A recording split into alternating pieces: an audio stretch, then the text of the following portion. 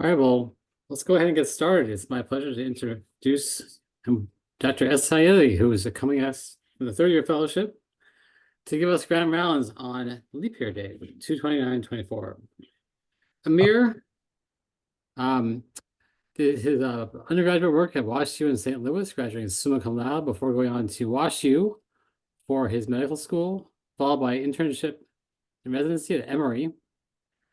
Then going back to WashU, spent 3 years as an academic instructor and hospitalist, where he won numerous teaching awards throughout his time there. Currently, he's a third-year fellow, and next year he'll be going off to Cedars-Sinai in LA to pursue heart failure fellowship, treating heart failure for the stars. What is interesting to see on your CV, in addition to his multiple awards, is that I was actually very surprised, and he was the unlikely recipient of the Sunniest Disposition Award. Anyone that's worked with Amir can understand that it probably is not bestowed upon him, but he can live up to that now. Anyway, Amir, congratulations on your fellowship. You have been nothing but a pleasure to work with, and I look forward to hearing your talk. All right, thank you very much for that introduction. I appreciate it. So today we're going to talk about MCS and cardiogenic shock. This is the code. I have no relevant disclosures. So our learning objectives today is to understand the different phenotypes of cardiogenic shock, to understand the hemodynamic parameters that can characterize shock and help us prognosticate shock, to understand the hemodynamic effect of various temporary mechanical circulatory support devices, and to know when to escalate and de-escalate from temporary MCS. So let's start off by addressing the elephant in the room. This talk will be based heavily on expert opinion, guidelines, and theoretical considerations and retrospective studies, as there is no RCT evidence to support the use of temporary MCS in the setting of cardiogenic shock. Most trials have shown no benefit with MCS in the setting of cardiogenic shock, although those have mainly studied acute myocardial infarction cardiogenic shock. So let's start off with a case that I took care of as a first-year fellow. I had a gentleman at the VA who was 49 years old, was an active smoker, and had 3 stents to his circumflex and obtuse marginal in 2007 and 2017. He had heart failure with mildly reduced ejection fraction and ischemic cardiomyopathy with an EF of 45 to 50%, some mild AI, some hypertension. And he came into the VA with malaise, fatigue, and abdominal pain and was admitted to the hospital as service. His initial vitals were notable for being afebrile, for having initially a lowish blood pressure, and then rapidly developed hypotension, for which he received fluids and a brief epinephrine drip, which was quickly turned off, and then he became hypertensive. He also had tachypnea and had a new O2 requirement. His labs were notable for a mildly elevated lactate and troponin, and he was COVID positive. And on exam, he was cool, clammy, had a weak thready pulse, and had elevated JVD. His ECG showed a sinus tachycardia, but there was no real change from prior. His chest x-ray showed interstitial infiltrates, and his echo, which unfortunately is not available, showed severe LV dysfunction with a reduced EF of 15 to 20% from prior. The RV was not well visualized, and then he had elevated right atrial pressures. He was started on DAPT and heparin drip due to concern for possible type 1 NSTEMI, although we had suspicions that he had COVID myocarditis. And then for his hypertension, he was transitioned from the epinephrine to a nitroglycerin drip. This is initial chest x-ray with underexposure, but you can see the pulmonary infiltrates. So we were consulted on the general cardiology service around day 1 to 3. And what happened for him is that his troponin continued to rise with this therapy. His lactate initially normalized and then started to rise. His creatinine started to slowly rise, and the patient became more and more uncomfortable appearing with worsening abdominal pain. He remained hypertensive, and he was recognized to be in cardiogenic shock. We switched him from nitroglycerin to nitroprusside for greater afterload reduction. Heart failure was consulted, and he was started on a milrinone drip. So when we talk about cardiogenic shock, it's important to talk about the definition. basically the bottom line is that with cardiogenic shock, you have a primary cardiac insult that leads to low cardiac output, which results in hypotension and hypoperfusion. As you can see here, the various trials have all used different definitions of shock, with one of the main ones using the criteria of a cardiac index of less than 2.2, which is commonly used now. But in addition, there should be a low blood pressure and then evidence of hypoperfusion, which can be in the setting, which can be either altered mental status, cold, clammy skin, low urine output, or elevated lactate or liver enzymes. This is just a slide showing the pathophysiology, but as you can see, when you have cardiogenic shock, you reduce your cardiac output, that leads to low blood pressure, and then that can lead to vasoconstriction, and it can lead to a vicious cycle. In addition, the low cardiac output can lead to volume overload, reduced organ perfusion, and ischemia and inflammation. And so that can all negatively impact the heart and ultimately lead to multi-organ dysfunction and death. So cardiogenic shock is a spectrum, and it's important to recognize that. The SCAI classification came around in 2019, and this is one of the updates to the SCAI classification. But basically, it's a pyramid or a ladder with different stages of cardiogenic shock. The stages are A, which is at risk, which is any patient that has an underlying heart condition that could lead to shock, such as heart failure or an acute MI. B is beginning or pre-shock, which is basically patients that they defined as having hypotension without hypoperfusion. C is the classic cardiogenic shock where you have hypotension and hypoperfusion and require either pressor, inotrope, or mechanical circulatory support. D is deteriorating, or the patients that get worse despite being treated. And E is extremis. It's when you have a patient who's in refractory shock, has actual or impending circulatory collapse. And then there's a modifier for cardiac arrest for anoxic brain for patients who have anoxic brain injury from cardiac arrest. And we'll discuss why that's a modifier shortly.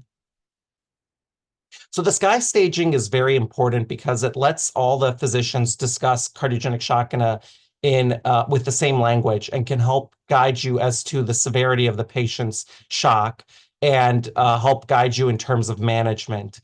However, the Cardiogenic Shock Working Group came up with a further update on the SCAI classification, which I think is very helpful. And what they did is they divided the classification into more granular details involving the lactate, the ALT, and the pH, which can be useful for research purposes. But more importantly, I think they address those patients, such as our patient, who have cardiogenic shock with a normal blood pressure, but evidence of hypoperfusion. So what they did is they took the SCAI class B, the stage B group, and they included hypotension or hypoperfusion as being SCAI stage B. And I think that's helpful for our patients who have heart failure, cardiogenic shock, those type of patients that are sort of walking anaerobes, who have low cardiac indices, hypoperfusion, but normal blood pressures. And the SCAI classification is useful because it's well validated. So these are various studies. Most of these are retrospective. The Thayer study was prospective, and they involved patients in the thousands to 10,000s. And they show that as your SCAI stage increases, your mortality risk, 30-day mortality rate increases as well. So going back to our case, at day 3, after starting him on the therapy, overnight, he developed worsening symptoms and hypotension. His nitroprusside was discontinued, and he was started on a norepinephrine drip. He was transferred to UW overnight for a cardiac cath, and because he was unable to lay flat and his respiratory status had worsened, he was intubated. His cath showed 70% circumflex stenosis and 100% in-stent restenosis of the second obtuse marginal. And even though that was thought to be chronic and not very different from the cath he had about a year prior, stents were placed in the circ and a plain old balloon angioplasty was done to the OM2 to try to help augment his output. It was presumed that his etiology for his cardiogenic shock was COVID myocarditis, so a balloon pump was placed as well. And then a leave-in swan was placed, which showed elevated right and left-sided pressures, a low PAPi, and an elevated right to left-sided filling pressure. This is his cath from that time. And as you can see, he's a left-dominant circulatory system. He has a large second obtuse marginal and circumflex. And then this is after they helped reperfuse him. And this is the balloon pump in place. And this is his chest x-ray, which appears to have worsening pulmonary edema. So the SCAI classification tells you the severity of shock, but it doesn't help tell you the phenotype or the risk modifiers of cardiogenic shock. And I think it's important when discussing shock to consider this three-axis model. I'm going to be talking about three different phenotypes for cardiogenic shock, two of which I think are very practical, which is the etiology and the hemodynamics, and one which is more in the research phase, which is the biochemical phenotype. Keep in mind that there are also risk modifiers such as age, arrest, frailty that can also affect the outcomes for our cardiogenic shock patients. So when we're discussing cardiogenic shock, there are three main buckets. They are heart failure cardiogenic shock, acute MI cardiogenic shock, and non-MI cardiogenic shock, and non-heart failure cardiogenic shock, which include those patients who are post-cardiac surgery, post-cardiotomy, PEs, myocarditis. And these different types of cardiogenic shock is important because they all have sort of different presentations and different outcomes. So as we all have experience with, our acute MI cardiogenic shock or AMI CS patients generally present very rapidly after a sudden event, as shown here. While our heart failure cardiogenic shock patients oftentimes have multiple admissions to the hospital, sometimes they may be in pre-shock, they may go into cardiogenic shock and then get better. And it's this recurrent admissions until they eventually end up being in more advanced stages of shock. In the US, heart failure cardiogenic shock is more common than acute MI cardiogenic shock, although worldwide, acute MI cardiogenic shock is more common.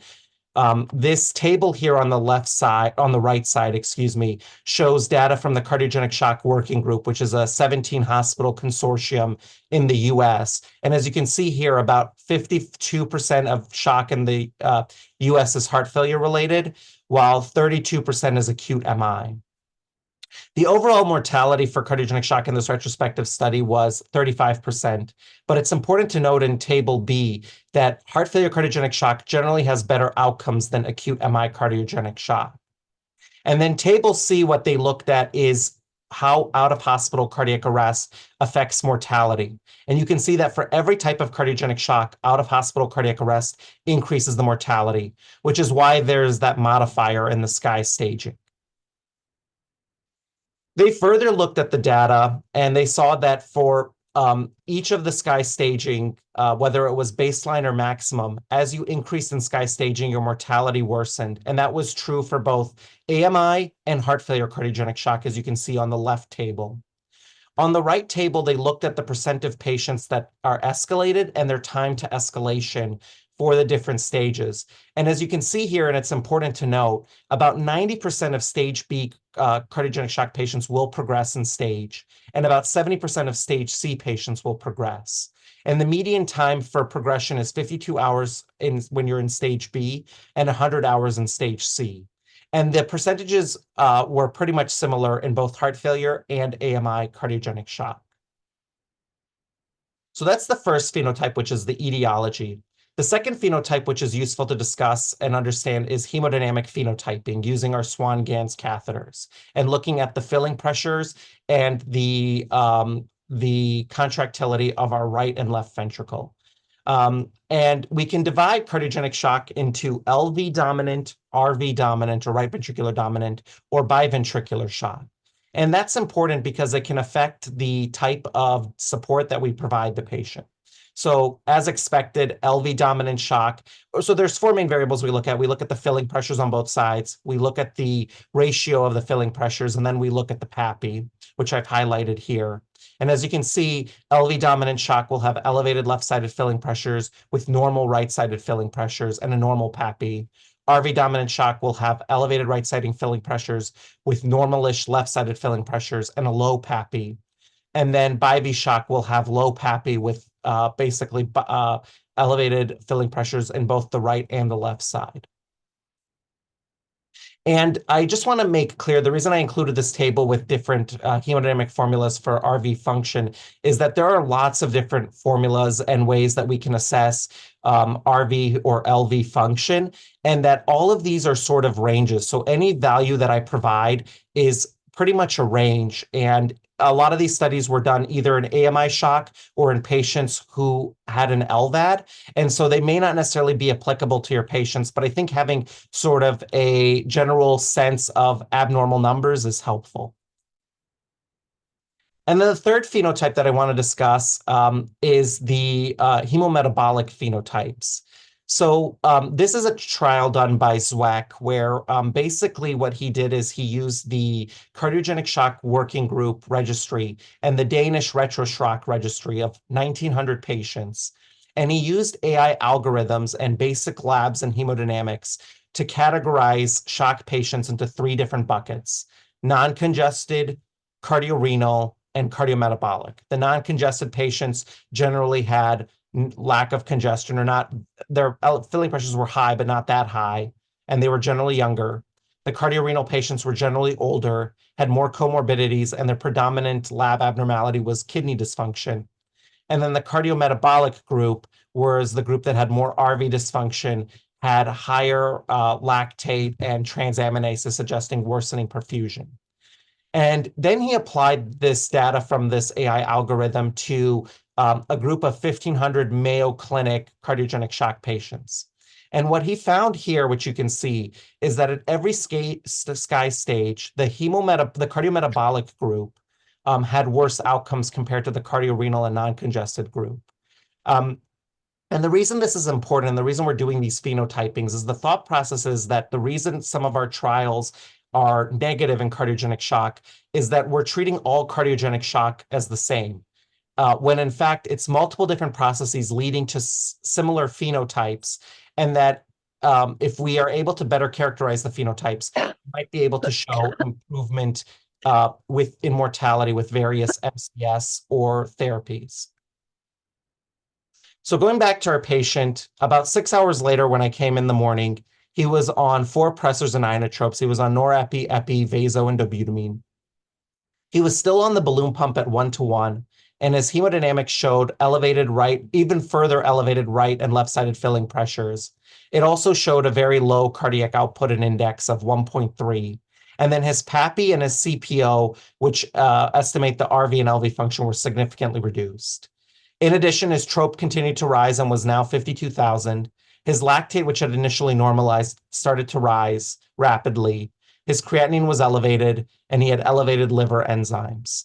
He was started on dexamethasone and tocilizumab as a last-ditch effort for his COVID. And then he was transferred to UW, where he underwent VA ECMO placement in the cath lab while remaining on a balloon pump. His ECMO flows were put at 3.5, and the heart transplant team at UW was consulted. Because of his tobacco use, he was not a heart transplant candidate, and due to his low PAPi, there was concern about LVAD as well. Again, just showing the sky staging and the fact that it's a ladder and that you can change stages, and it doesn't, for deteriorating pathways, you can sometimes jump stages. So our patient, just to recap, he started in sky stage B, he went to sky stage C with the balloon pump, and then he ended up in sky stage E at this point.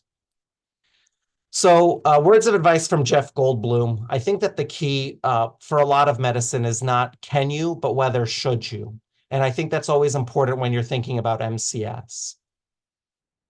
I think it's helpful to remember that temporary mechanical circulatory support, not just via ECMO, but temporary mechanical circulatory support in general, is a bridge. And there's 3 outcomes on that bridge. You can either recover, you can end up as a heart or lung transplant candidate, or sorry, heart or LVAD candidate, or you can deteriorate and die. And it's important to always think about the patient before you put in an MCS device, whether there is a chance for recovery, and if not, whether you think they are either a heart transplant or a durable MCS candidate. Because if you don't think they will recover, and if they are not a transplant or VAD candidate, then you should not be putting in an MCS device in them. In our patient's case, he had COVID myocarditis, and he was fairly young. And so I think it was very reasonable to put in the ECMO circuit as there was a chance for recovery. And at that time, we offered total artificial heart, which was a potential off-ramp for him. I think it's always helpful to think of contraindications or reasons you shouldn't do something. This is a paper from, it's a really good paper from Dr. Mastry, who was one of our former faculty members. And basically, they discuss the absolute and relative contraindications for various mechanical circulatory support devices. As we discussed, if they will not recover in terms of their heart function and they're not an advanced therapies candidate, then that's an absolute contraindication to any sort of MCS. And then if they have severe irreversible non-cardiac organ failure, such as metastatic cancer, severe anoxic brain injury, that's also an absolute contraindication. Relative contraindications for a lot of the devices include moderate to severe AI, bad peripheral arterial disease, prolonged CPR, advanced age, dissection aneurysm, and severe atherosclerosis. This is a slide I borrowed from Dr. Bobber that I think is helpful, and it summarizes what we've discussed so far. So the key considerations that you want to have for cardiogenic shock is first, recognizing it. Second is staging it. Third is determining the hemodynamic profile, whether it's left ventricle, right ventricular, or a biventricular involvement. And then D is determining what are the support options after you decide if you think there's a chance for recovery or you think there's a chance for advanced therapies. And then also looking at their oxygen and respiratory status and whether they have good vascular access for MCS. So this is the shock team approach. This paper is by Dr. Tehrani in Nova. And basically, these decisions are very complicated. And so the shock team approach, as we all know, is basically one that is multidisciplinary. That when a doctor at another facility or our own facility recognizes or thinks they have a patient with cardiogenic shock, they discuss with the team, which involves an interventionalist, a heart failure doctor, a cardiac surgeon, and the cardiac intensivist about next steps. And they decide based on the hemodynamics and the likely etiology, what are the next steps for the patient and whether MCS would be suitable for them. And this is from that same trial. And what it shows is that after, this was a prospective study at Inova, that after implementation of the shock team approach, they had a significant improvement in mortality for their heart failure and their AMI cardiogenic shock. And cardiogenic shock as an overall group had an improved mortality. So these are the device types, left-sided on the left, right-sided on the right. So basically, as we all know, for left-sided devices, there's the good old balloon pump, which is a counterpulsation device. We have our axial flow devices, such as Impella, which crosses the aortic valve and goes into the left ventricle and pumps blood from the left ventricle into the aorta. We have the tandem heart, which requires an atrial septostomy, but there's a cannula in the left atrium that sucks out blood and pumps it into the femoral artery. And then we have ECMO, which is a total support. It supports both ventricles, but basically it removes blood from the right-sided circulation and pumps it into the arterial system in the femoral artery.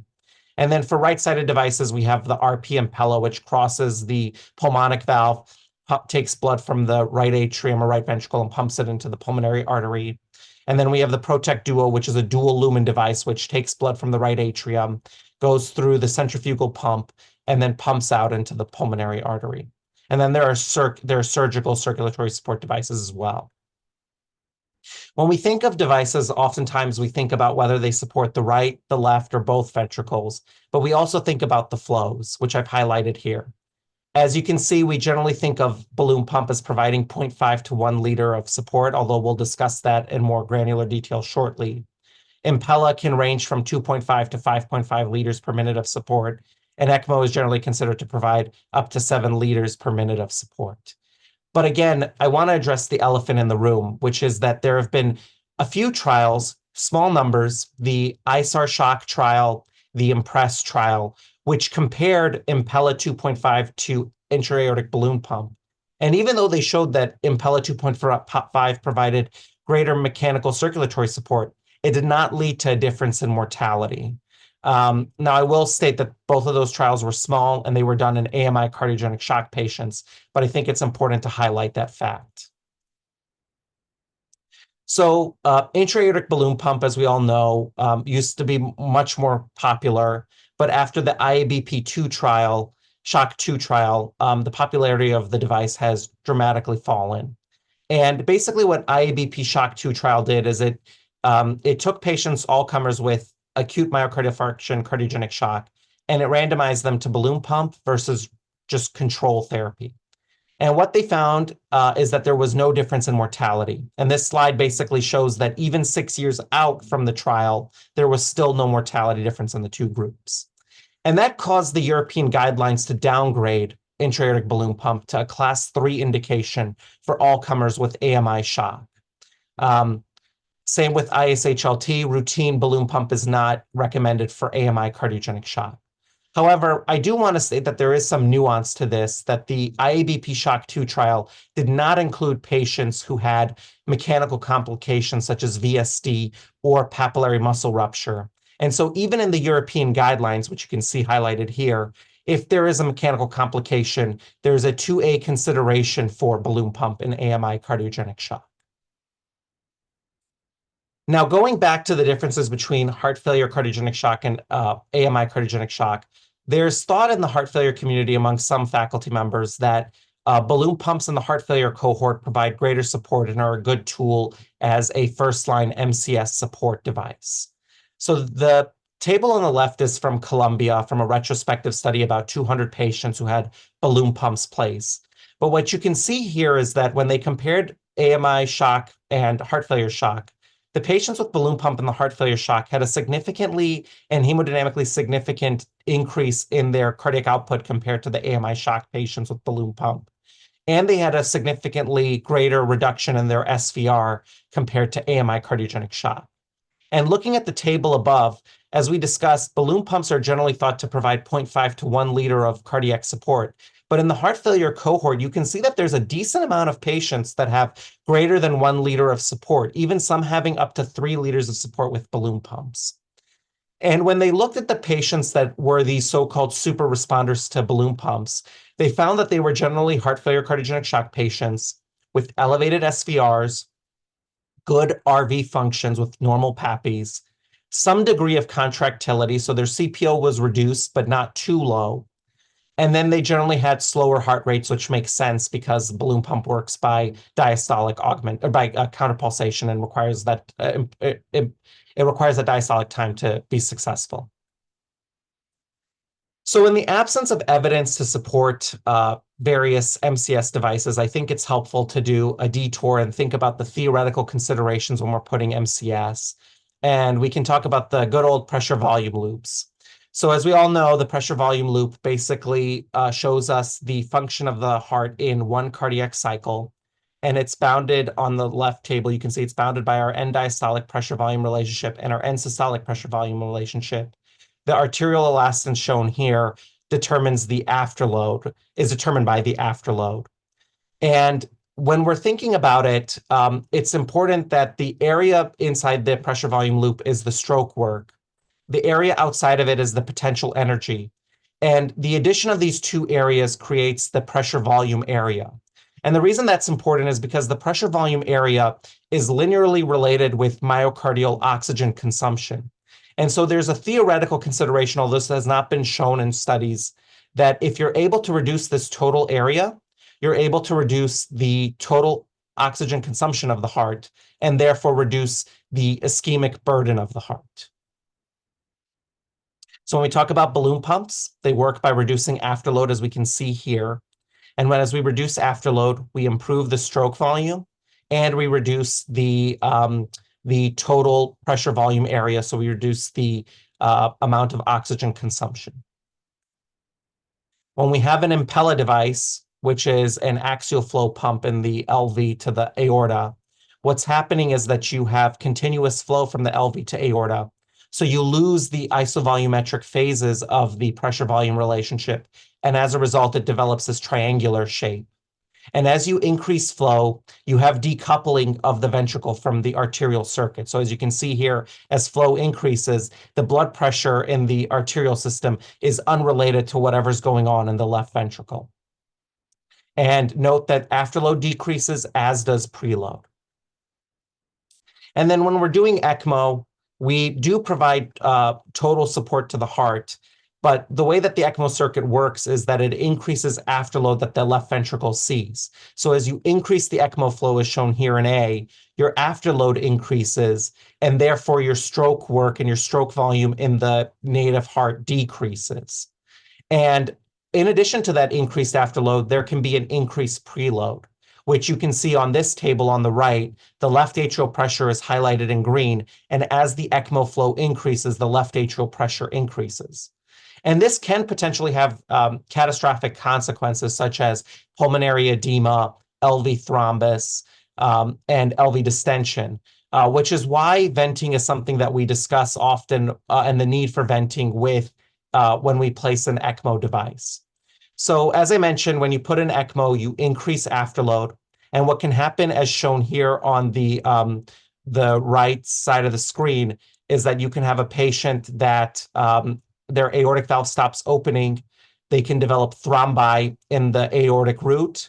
Their LV can get distended. Their wedge filling pressure can increase, and then they can develop pulmonary edema. It's tough to predict which patients on ECMO will require venting. And again, there's no RCT to necessarily support venting or to support the specific type of venting.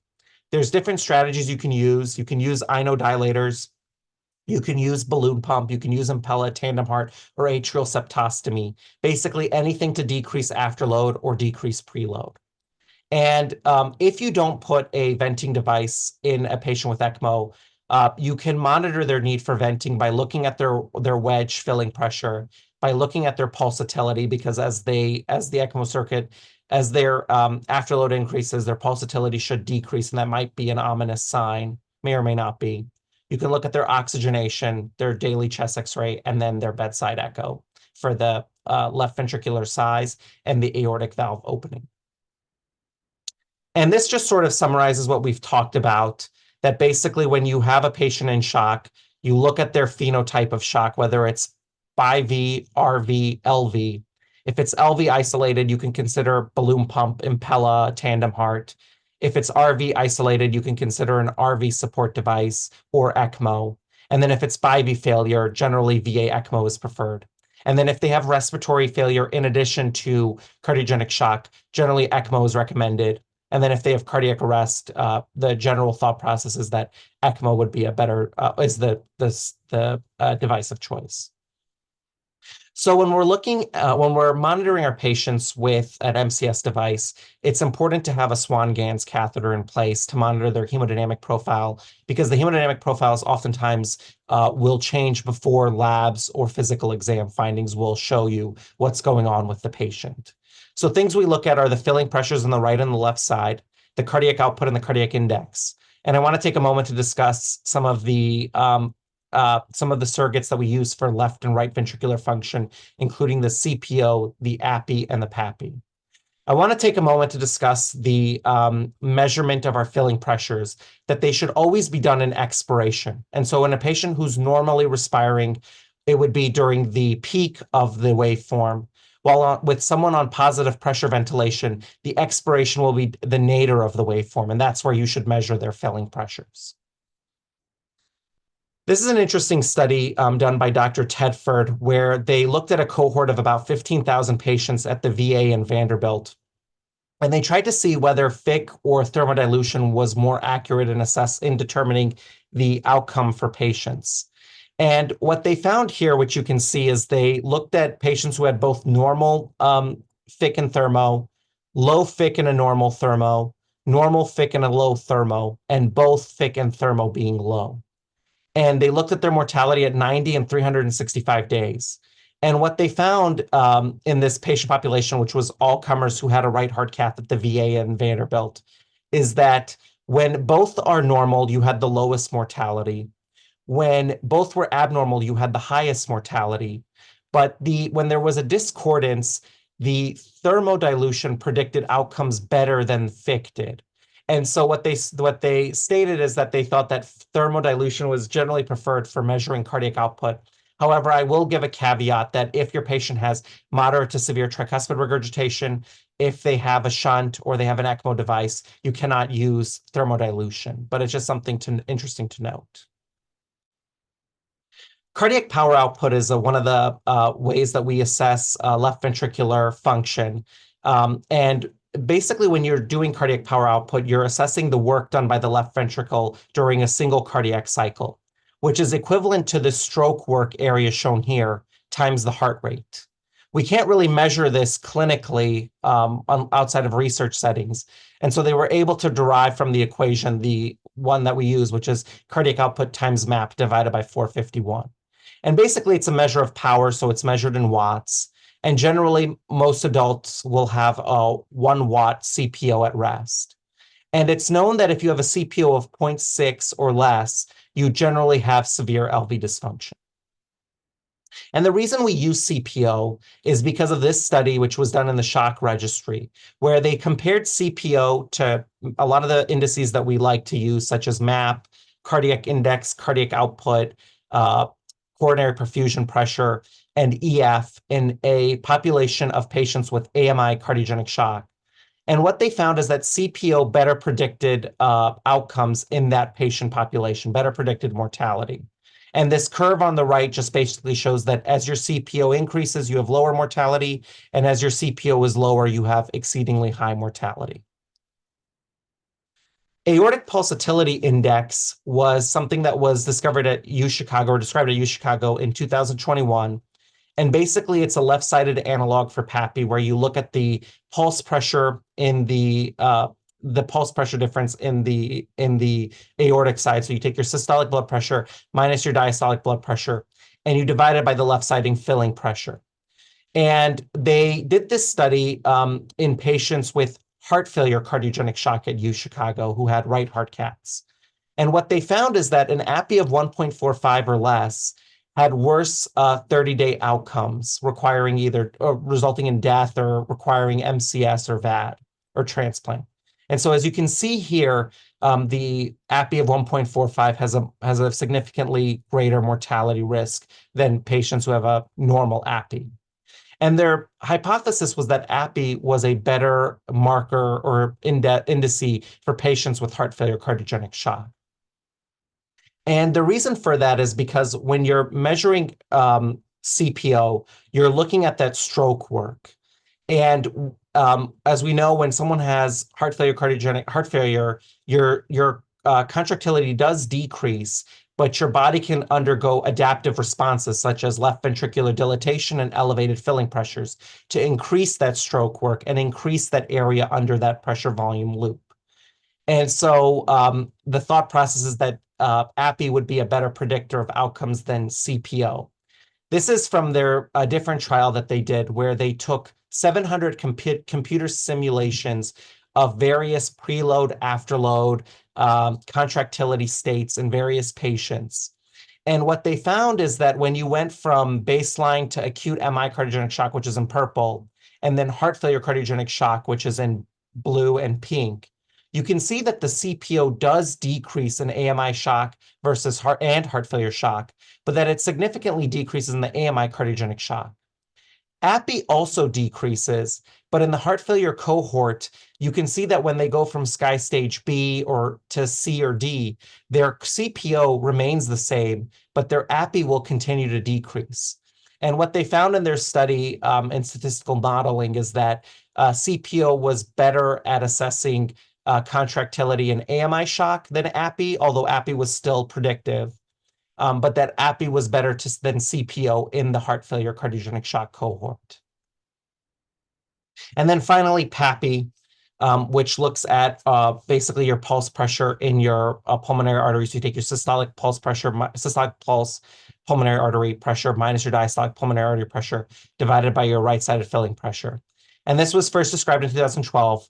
And the reason that we use this is because in this paper, which again looked at 20 patients with AMI-CS, they found that a PAPi of 0.9 or less better correlated with mortality and RV outcomes than the ratio of the filling pressures or even stroke work.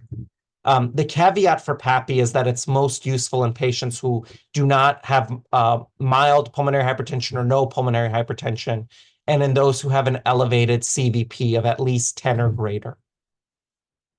This is just a summary basically showing you the shock team and the fact that we look at the hemodynamic profiles to decide what type of support device to provide our patients. These are hemodynamic targets that we all know, but we generally try to attain euvolemia and a normal cardiac index for our patients who are in cardiogenic shock. And then these are the labs, which we all know and we assess frequently, and the images as well. I will state that if you have an MCS device, it's useful to look at hemolysis labs, which include LDH, haptoglobin, and the most specific test of which is plasma-free hemoglobin, but which is often not utilized because there's a delay in obtaining the lab results. And then we look at chest X-ray and echo as well to look for pulmonary edema, device positioning, et cetera. So echo, definitely powerful tool that should be used. I think even if you don't get a formal echo, if you can do a bedside echo every day, I think that would be very helpful for our patients in cardiogenic shock. So you can look at device positioning with various devices with echo. You can look for aortic valve opening and insufficiency. And ideally, you should know their regurgitation status before you even put an MCS device, because as I mentioned, moderate to severe AI is a contraindication to a lot of MCS devices. You can look at the LV size and function, and VTI is a powerful tool as well. You can look at RV size and function, and then you can look for thrombi either on the device or on the in the left ventricle or aortic root. And as you can see here, for Impella, we look at the distance from the inlet to the annulus of the aortic valve. And then for Impella RP or Protect Duo, you can also look for the device to cross the pulmonic valve. And then, of course, physical exam is important. We look at low urine output, neurologic status, vascular status, and cardiopulmonary exam as well. So going back to our patient, after he was put on ECMO, his mitral regurgitation worsened, which makes sense because you are increasing afterload. He had developed bilateral cold feet and loss of pulses, but thankfully his ABI and arterial duplex were reassuring. His distal perfusion catheter had clotted and was flushed and was open again. He had pneumonia, which he was treated for. And then his pressors rapidly were weaned when he was on the ECMO, and he was diuresed to a goal CVP of 10. Shortly after ECMO placement, about 1 day afterwards, his pulsatility improved, which was a good sign, because when you have pulsatility improving after being put on an MCS device, that often indicates that they have improved native contractility and recovery. And then his echo showed an LV size that was normal, LV-EDD of 4.2. His LV function was incredibly low at 5%, and much of that was probably the afterload from the ECMO circuit. And then he had severe RV dysfunction. And so this is just showing the echo results after he had the ECMO circuit in place. You can see that the aortic valve is opening with each beat, which is a good sign, but that his LV is normal size, which is also good, but his contractility is really poor. And his RV function is really poor as well, as shown here. Okay. So on basically hospital day 6, they weaned his inotropy. He had continued pulsatility improvement. They tried for several days to do ECMO turndowns, and each of those days he failed his ECMO turndown. As I mentioned, his PAPi was low, so he was deemed not to be a candidate, and his RV function was poor, so he was deemed not to be a candidate for LVAD, and he was obviously not a candidate for heart transplant. But there was a thought that at the time that he could be a candidate for a total artificial heart. On hospital day 10, he developed a stroke code, and then no TPA was given due to the heparin. Fortunately, he had no brain bleed. And then an ECMO turndown was trialed again, and this time he passed, thankfully. So a bridge was placed on the circuit. So let's discuss weaning. So whenever you have the MCS device, you should always be thinking about weaning as soon as possible, because these MCS devices have a tremendous amount of complications. And so if you're able to get them off the device the sooner, the better your patient will do. So when you're thinking about it, which this flow chart shows here, you should first ask yourself, have you treated or resolved has there been recovery to the underlying condition? Because if not, generally a wean shouldn't be attempted. But if so, you can proceed. You should look to see if their end organ function is improving. and if their MCS device is stable and that there are no significant complications from it. And then you should look to see if their pressor requirements and their inotropy is stable as well, because if not, then that would be a patient that you probably would not want to wean due to increasing demands.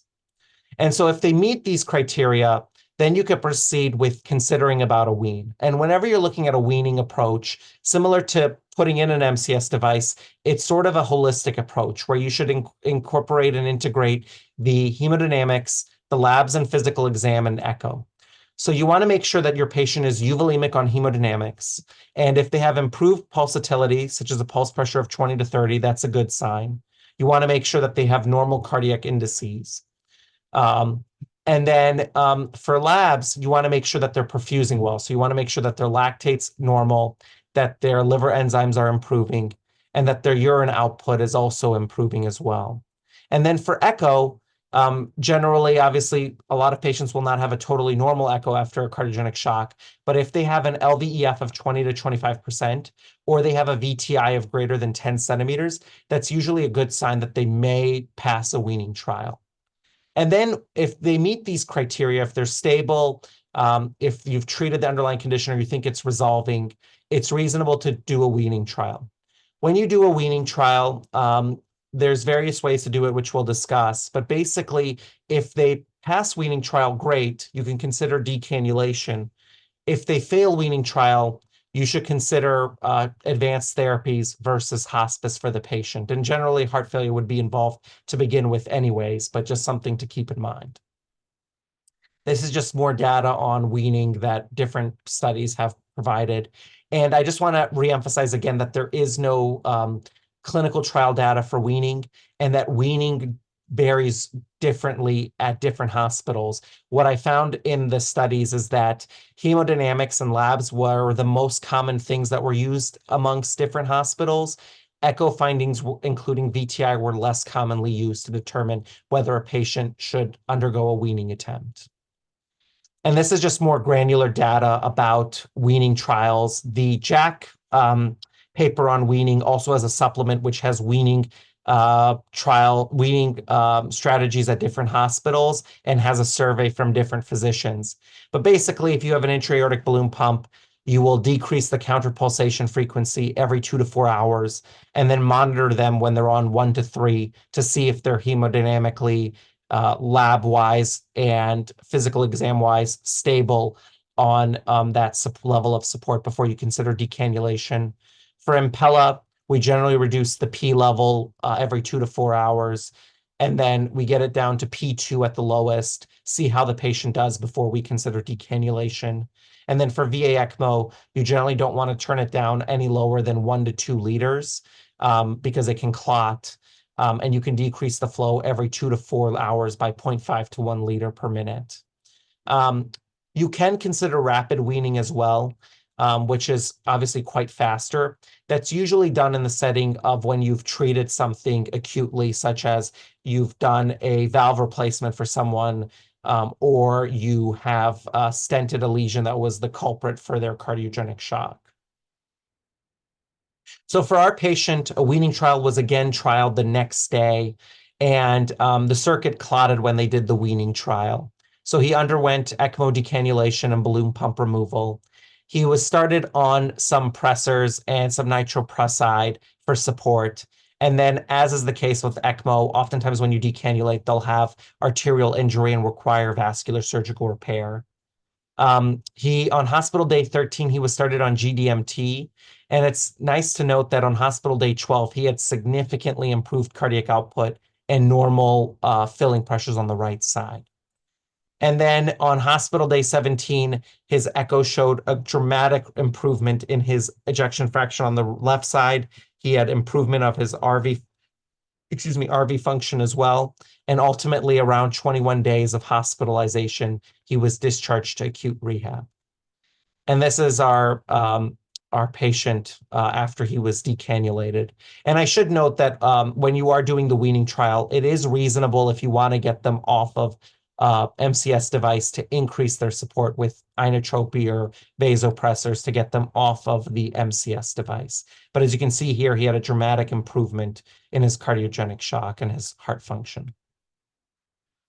So basically, bottom lines for cardiogenic shock, it's incredibly nuanced. There's various, always think of the etiology, definitely think of the hemodynamic phenotype, think of their response to the MCS, and there's a lot of nuances for outcomes. And similar to medications where a specific medication will not necessarily improve outcomes for all patients, MCS devices can have a varied effect on different patients depending on their clinical scenario and patient factors. As I mentioned before, for instance, not every patient on ECMO requires venting, but some do, and our patient was obviously vented with the balloon pump. These decisions are really hard, and it's multidisciplinary for that reason.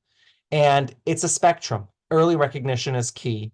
And the one thing that I think I should stress the most is selection, selection, selection, like location, location, location. You need to select the correct patient. So always think of contraindications for MCS devices. And if there is no hope for recovery or bridge to transplant or to VAD, then that's a bridge to nowhere. And I really think you should strongly reconsider before you ever put in an MCS device in such a patient.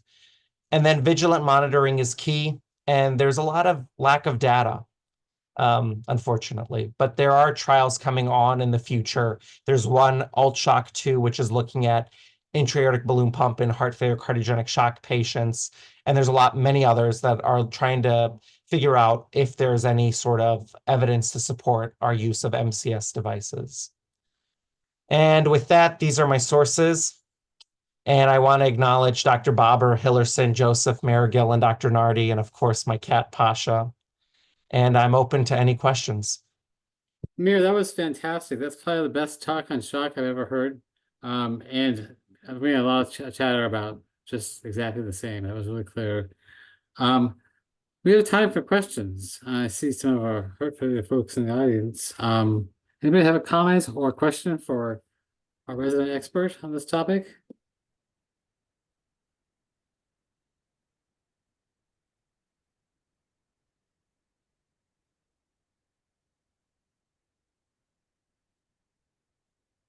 You're just so clear that nobody has any questions. Well, I appreciate it. Okay. Hi, Well, Amir. This is Farhan. I just wanted to say, yeah, agree. Really fantastic talk. We covered a lot in a very concise and clear way for everyone. I just wanted to add a comment. I think that first study that you were referring to, where they showed thermodilution was better than FIC, I think it was mostly on indirect FIC. So if you do have a VO2 available and you can do a direct FIC cardiac output, that would be even better than thermodilution. So in that kind of hierarchy of which cardiac output to believe, direct FIC comes first, then thermodilution, and then the assumed or indirect FIC that we most commonly use in cath lab. yes, you're absolutely right. Sorry, it was an estimated FIC, and I can actually just share that slide again if I could get control, and I can just show that study again. But yes, it was estimated FIC, like you said. Oh, we got Dr. Nagpal in the room as well, and thank you all for the nice comments. And we even have a radiology attending here, so that's awesome. Mir, we had 100 people in the audience. This is of the most I've ever seen. So I'm glad everyone got a chance to hear it. Amir, any final thoughts on this? That patient had just about as good as an outcome as you could hope for. So just speaks to the fact that we've come so far. Yeah, my only thought is that it's really humbling, whatever side you're on, whether you think that they'll improve or they won't, you can be shocked a lot. And obviously, there's a lot we don't know. I know that cardiology, I think more so than any other field in medicine, lends itself to guidelines, which I've started to develop a tremendous appreciation for because we have such robust evidence. But I think this is one of those fields where we just don't have the data. And part of it is also because of trial design. It's a tough population to study because it's a heterogeneous population that we treat the same. And so I'm hopeful that even though we don't have evidence, and in fact, we have evidence to say that there is no benefit, that there is an underlying benefit for MCS in certain patient populations. And hopefully in the future, we'll see, we'll be able to better elucidate what patient populations benefit from shock by understanding the phenotypes and better characterizing the phenotypes. Yeah, I think that one of the things that I enjoyed about your talk the most was just bringing back to first principles. We can all think about these pressure volume lifts at the bedside. That would be nice to see. And I think that Dave Murray, he's on, just probably beside himself by hearing your clear presentation of that aspect of it. And you'll see that the case, that the chat box is just lighting up, accolades. And I was only joking about the Sunny Disposition Award. You're definitely well earned it.